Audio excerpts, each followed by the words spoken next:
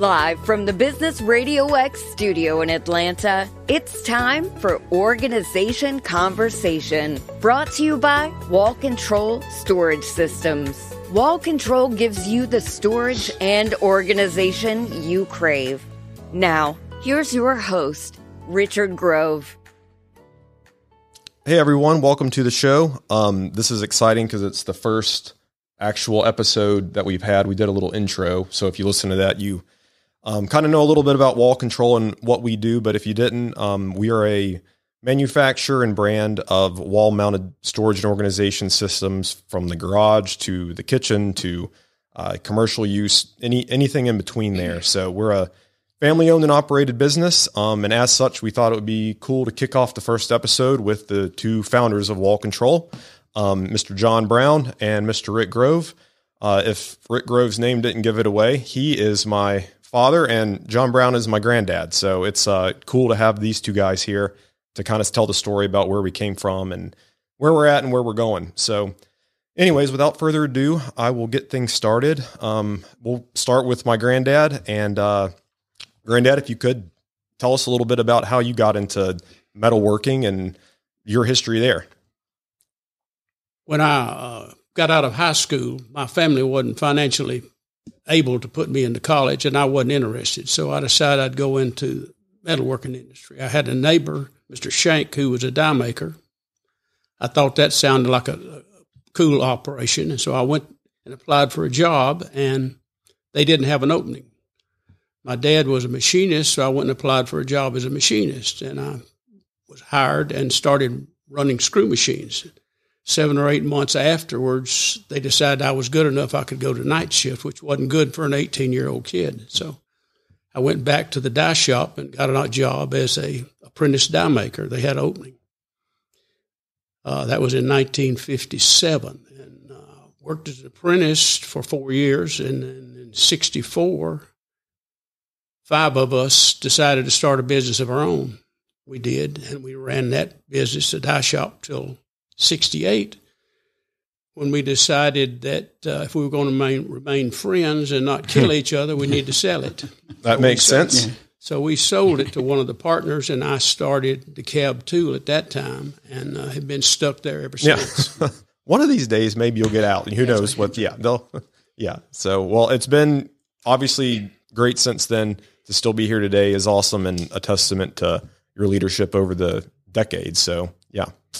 Cool. Well, Dad, how did you get into it? And I don't think mine was quite as deliberate. I was selling shirts at the mall in high school, and my girlfriend's father came and offered me a job polishing molds. I don't think there was anything particularly he saw in me that was mechanically capable. I think I was cheap labor, John. Isn't that pretty much how that went? I could be had for not much money. He was cheap. Yeah, well, again, going back to you being a good businessman. So I started working there part-time, polishing molds, and that was the first glimpse of the machinery, which I thought was pretty cool stuff. I'd always been a tinker, messed around with mechanical things. So my plan was that I would go to Georgia Tech and become an engineer, because it seemed like this was the kind of thing I would enjoy doing. What I found out, you being a mechanical engineer, you probably know this, that the first 2 or 3 years of engineering is math. Yeah, it was rough first semester for sure. Yeah, it's actually math with letters, not numbers. dx over dt equals f something. So after struggling with that for about a little over a year, Georgia Tech decided about the same time I did that we didn't like each other, and we mutually parted ways, and I went back to DeKalb full-time and started designing. They've kept me there for as long as I've been there. So, yeah. DeKalb Tool and Die, and Tool and Die is pretty much the only adult job that I've ever had. Yeah. Well, you've done a good job at it. So it seems like you're learning. So you're picking it up. I'm going to get there. It's only been 40 years. Give me some time, Richard. Exactly. So, well, yeah. So that's a good history there. So I guess kind of segueing into Wall Control, what made you guys decide to start Wall Control? Rick came in one day with an idea. He had been working in his barn and he couldn't get his tools to hang up. And we we had decided we wanted to make our own widget someday. You go in manufacturing plants and you see stuff, you say, we could do that better another way. So we'd always wanted to manufacture something of our own. He came up with this idea, and for 3 or 4 months we played with how we would do it, and then eventually we decided it was a go project and incorporated it in, I think, 2002. Yeah, there was a time there where, as manufacturers of other people's things, we're tier 2, tier 3, stamping for other people, and as the economy slowed, people started to bring their stuff back in. We didn't have any control over the amount of business that was leaving, with the idea that if it was ours, nobody could take it. And about that time is about the time I was messing around with the pegboard in my shop and realized that there's something better that can be made to do the same job. Fortunately, idea is not worth much if you can't actually fund the tools to make the part. And he might have tricked me into working for him, but I tricked him into subsidizing the manufacturer of tools for wall control. So I guess we're even now, John? Probably. Very good. So, I mean, wall control was brought about out of challenging times. What are some challenging times and, obstacles that have been overcome since its inception that you can recall? Well, there's, the first one was, I guess, the huge, financial burden of making the tools. You can know a lot about manufacture. You can even make a good product, but if you don't know how to sell it, it doesn't matter. So what I learned after the first few years is we were really, really good at building tooling. We were really, really good at making a product, and we were really, really bad at selling it. And that's a recipe for financial disaster. So the biggest obstacle, I guess, John, in the beginning was how do you end up paying for all the tools that this guy came up with to build to make parts. But I think that's part of it, but part of it was our direction. We were going to trade shows, and that doesn't always work. One of the trade shows we went to in Baltimore, we're across the aisle from rat killing poison and neutering equipment. So a great location. Wasn't a whole lot of people coming around for storage at that point, but finances was a big problem, and we were blessed with a bank that saw our vision and were able to fund it for us, and I guess that was a point that turned us around. Yeah. It's kind of interesting. We were, again, at a trade show, and I felt like this was the one that was going to put us over the top. This was the one where we'd get noticed, and it was a horrible show for us. And there was a guy next door to us in the booth next to us, and he was selling little trinkets, little tchotchke, stuff that people buy at the checkout counter. And he's just writing orders, people in the booth all the time. And I was talking to him afterwards, and in one of his breaks, and he said, he looked at it, he goes, some products just don't sell. And it's not what you want to hear when you're that vested into tooling. And so that kind of, I came away from that one. That was kind of a low point for me, as far as, maybe what this is not what I thought it was. Fortunately, there at that point, there was no turning back. The ships had been burned. We had to continue on. And, but that was, I guess for me, was probably one of the low points. Nice. That one hurts when you hadn't sold anything either. So you don't know what lies ahead for you. So kind of, the next logical question there, what are some of the moments where you felt it was gaining momentum, or, where you could see it was turning into something and it wasn't just, a exercise in futility? I think when you were working at Warner Robins and you came and you said, I think I can make this work. I thought, I appreciate this that. This is a third view. Maybe it does work. And fortunately for us, we agreed with you, and you came on, and it's done well since then. It's been my honor, and I appreciate the long leash I've been given to try the things that I've tried, and we've had ups and downs for sure, flops and successes, but it's been a net awesome. So, yeah. Well, to John's point earlier, it was exciting to me at a point when I was concerned about what the future was, that there was actually a bank that looked at it and said, you know what, we think you guys can make this go. They looked at the product and felt like it was justified to spend the money on. So that for me was kind of a high point. And then I guess when that loan got paid off, that was kind of a real high point. able to move in a few years ago to a freestanding facility, the warehouse. That was good. And like John said, I think the hire of you and even at that point when you were able to add other family members to the business and even those who aren't family members, I think the fact that you can look around a warehouse and see the number of people who make a livelihood at it, and flash back to that moment when someone tells you, hey, some things just don't sell, it feels pretty good. For sure. But I would add that debt-free didn't last long. Mm-hmm. Well, that's the problem with growth. Yeah. Well, that's awesome. Yeah. So kind of moving from the history to where we are now and just the system in general. So, people always ask me, what's wall control? What do you do? And it's, I tell people we make metal pegboard, store your tools, but it's hard for people to even get that sometimes. Sometimes they got to see a picture. So if I were to ask you, how would you describe wall control? What would be your elevator pitch for someone who's never heard of us? Wow. I kind of perfected that in years of trade show, because you get about 15 seconds to get somebody's attention. I sell it basically as a durable, attractive, versatile alternative to all of the traditional styles of wall storage, and that's pretty much in my mind what it is. The amazing thing to me is not the amount of different applications that we found for the product, but the amount of applications that users have found for the product. There's people doing things with it that never even crossed my mind at the time when it was being developed.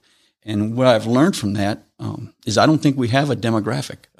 It doesn't matter if you're female, male. It doesn't matter if you're business or private individual. It doesn't matter if you're cooking in the kitchen, cleaning your closet, cleaning your garage. It really doesn't matter. There's some use of you could have some use for the product. So I think that was a long elevator ride. No, that's a good one. That's excellent. But I really can't think of anybody who you could just say they absolutely have no use for it, whether they live in a home or an apartment or whatever they might, whatever their application might be. I mean, it's in my understanding we're in the NASA.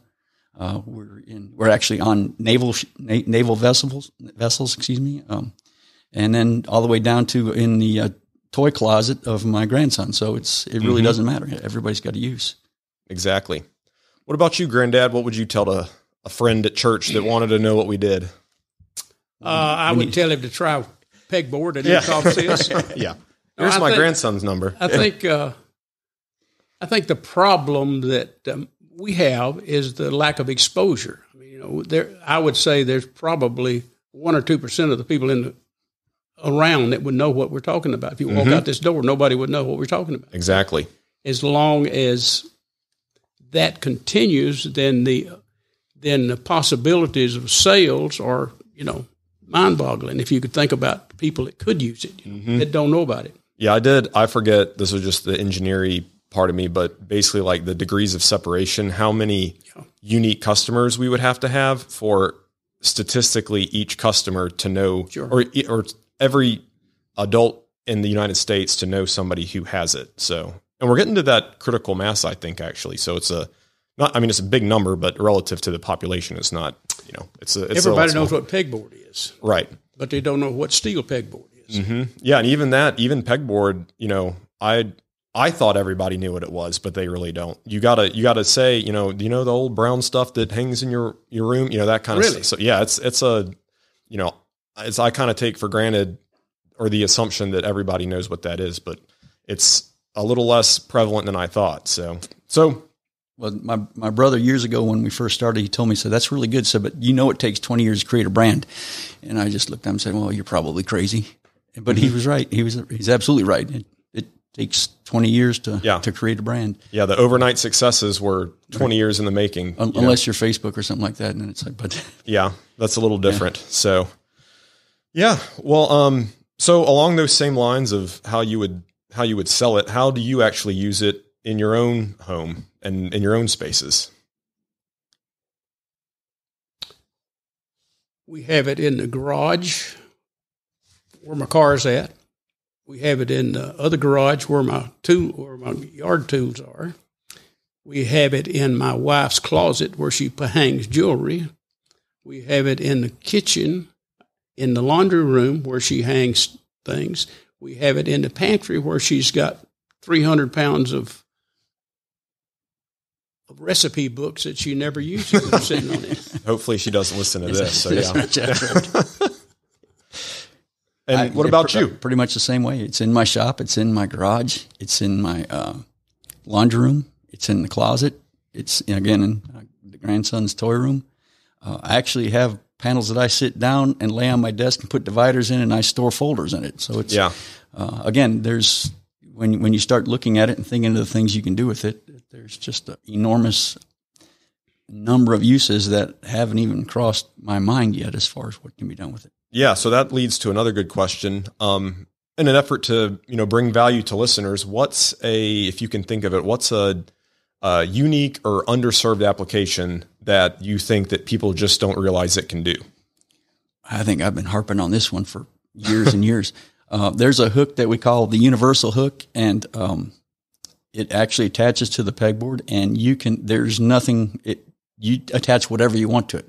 You can hang a cabinet on it if you wanted to. You could put a hook and hang your children on it. It's a hook that you attach to whatever you want to put on the board, and then attach it to the board, and it's removable. So it's called a universal hook. Universal bracket. 10 UMB 00 whatever 9. Good job. But that's close. But I tell everybody that's my favorite hook, and nobody ever buys it. So I don't know what. Yeah. Evidently, maybe I'm not a good opinion as to what's a. We'll just, we got to get the word out a little better about that one. Hopefully this helps. So what about you, Mr. Brown? Any unique application that you can think of that you feel like people don't really? I don't think they use it for gardening, storing gardening equipment as they could. Mm-hmm. Yeah. It's when it comes to mind, people usually just think small hand tools, and they don't think bigger, gardening equipment. I think you got a wheelbarrow hanging on one in your garage as well. So, I mean, there's a lot it can do for sure. So, I mean, there's that tennis shoe store in New York, and all of their tennis shoes are on it. Who would have thought it's a display for tennis shoes? It's been we're in museums, and people use it for hanging art in museums. So, there've been some.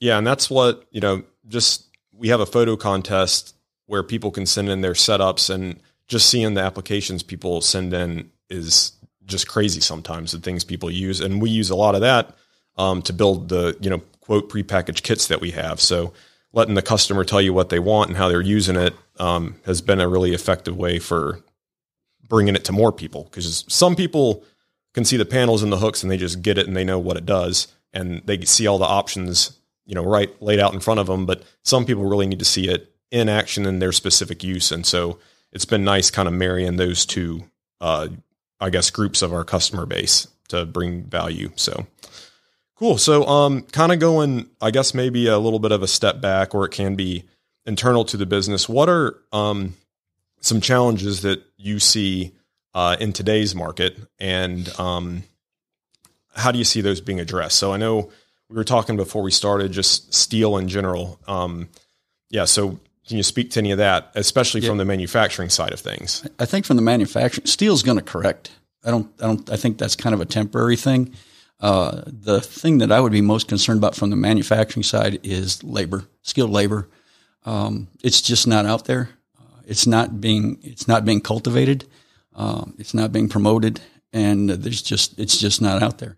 I can remember, and you probably, John, more so than I, as a kid in school, you were offered shop class, you were offered drafting classes. I can remember as 11-year-old in 4-H, I took a small engine repair. I don't know that any of those things are really available anymore, and people just they tend not to want to get into it. So manufacturing needs skilled help. There's machinery that's technology that's taking the place of some of the things, but there's still just a huge void. I don't know the short-term answer to it. Yeah. But I think that if I was to point to one thing, it would be skilled labor. Yeah. What about you, Granddad? Well, I think high school counselors push you towards a college degree. There's some kids like myself that just wasn't in the making, and a skilled trade was certainly an option, or could be an option for many kids today. And that's a skilled trade can make a good living for you. For sure. If you learn it. I think along those same lines, I'm hopeful that, so we have our, brand ambassador partners that we work with, and a ton of them are craftsmen, woodworkers, in the trades. And like our neighbor, Brian Fuller, we'll have to have him on the show. But, I think kids seeing people like that, like killing it, doing something with their hands and being skilled, I'm hoping that starts to change the mental image of what you think of, So, like you said, the counselors try to steer you to college and say you have to do this, and they kind of paint a picture in your head that's not true of people actually doing skilled work. And I think that, social media can help change that, because people can actually see, whoa, this is pretty sweet. Like, I enjoy this. I could, I could see myself being what this person is. So it gives role models to kids that are kind of in that same situation. They're not going to go to college for one reason or the other. And instead of feeling like it's some sort of dead end, it can be like really eye opening that what you can accomplish just learning a skill and a trade. So I think there's a pretty much a loss of appreciation of what it actually takes to make something. It's even starting to creep a little bit into the maker community. As technology becomes more affordable, where, you got people like, say, Lizzie or Morgan, who are just absolutely skilled on a scroll saw. Well, you can buy a CNC router and pretty much make what they're making, but you can't make it with your hands like they did. This past weekend, I was toured the USS Yorktown up in Charleston, and was absolutely dumbfounded and awestruck, not necessarily by the ship itself, but by what it would have taken to build that ship in 1941, when you didn't have lasers and you didn't have CNC machines and you didn't have power riveters, you didn't have all these things. And you walk in and you look at it and you think, how in the world did they do this and do it in 16 and a half months? No CAD drawings, no 3D files, just made with machinery that was run by hand. So yeah, it's seeing the art of it for sure. Right, like absolutely. it's what it is. That's a piece of art. So it's the same thing going back to like the maker community, just the understanding how things are made and recognizing the art of it when it is made by hand and what all goes into that. Yeah, I think John's dad was kind of the master of that. David, when your mom sold her house, I went in the backyard and I pulled up some of his fence posts from his cyclone fence or steel fence, and corner posts, if I remember right, drive shafts. Is that right? From the junkyard, and the posts he turned the little knolls on the top of the post himself. It's something that, unless you understand what it takes to do that, there's really no appreciation of it. And so I think as a whole, as a society, we're losing sight of the actual use of the hands, and the value in it.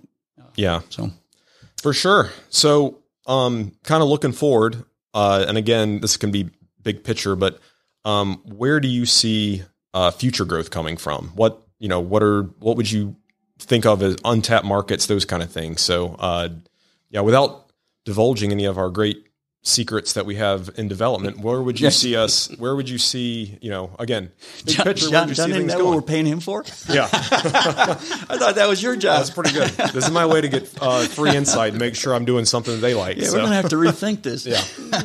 I got my notepad out. Go ahead, guys. I think some of that's going to come from in-store sales. Yeah, that's true. Yeah. Brick and mortar presence. We've never even tried at that, and we got some opportunities ahead. So we're I'm looking forward to putting some of that together and seeing what we can do there. Yeah, I think just continue to improve the quality of the product, the efficiency of the product. I think being able to continue to make it affordable is going to be big as labor increases, as material increases. You only offset that by efficiencies. So I think we're going to have to be efficient with it.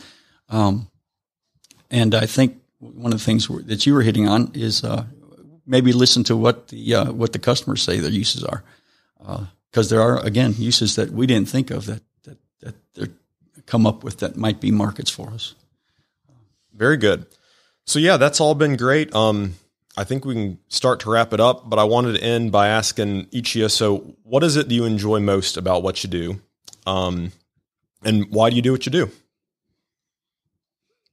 Don't jump at once. Yeah. It's got to think from them. Yeah. I didn't know I was enjoying it, but okay, I'm glad to hear that. I think the bank is the reason I'm enjoying it. You know?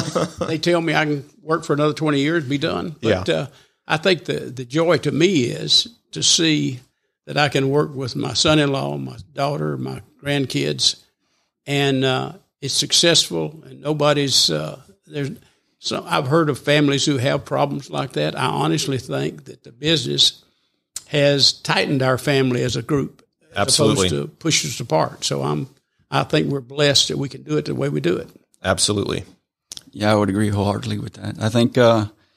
I think there's typically in family there's all kinds of dynamics that counteract, and the same thing's true in business. And to actually integrate the two and still be able to enjoy each other's company every day and get along. I will say this, and I'm going to give John credit for this. Never at any time in the 40 years that I've worked for him has he ever put me in a situation to where I'm doing something beyond what I'm capable of. To where I feel like that anything that I'm doing is done because I'm capable of it, and people respect that, as opposed that I'm doing it because of who I am. And that's the same situation I think that you're in now. I think that it's easy for people to see who are associated with the business that you're doing what you're doing not because of who you are, but because of what you're capable of. And I guess that's the thing that makes me most proud about what you're doing. I appreciate that. That's a great way to wrap it up, guys. That's been a lot of fun. I know I've enjoyed it, and I appreciate both of y'all taking time out of your day to come and sit down and record some of this. So thanks, guys. Yep. Thanks for having us. Thanks. Do I have to go back to work? Thank you for joining us.